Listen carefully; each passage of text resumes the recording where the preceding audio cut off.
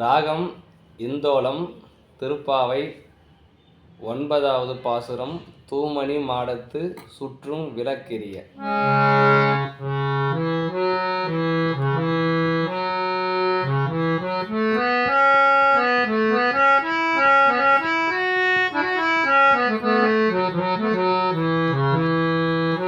தூமணி மாடத்து சுற்றும் விளக்கெரிய.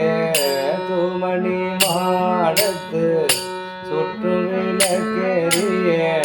தூபம் கமழம் துயிலனைகள் கண்வளரும். மாமான் மகளே மணிக்கலவும் தாழ்த்திரவாள். மாமீரவளை எழுப்பிரோவும் மகள்தான்.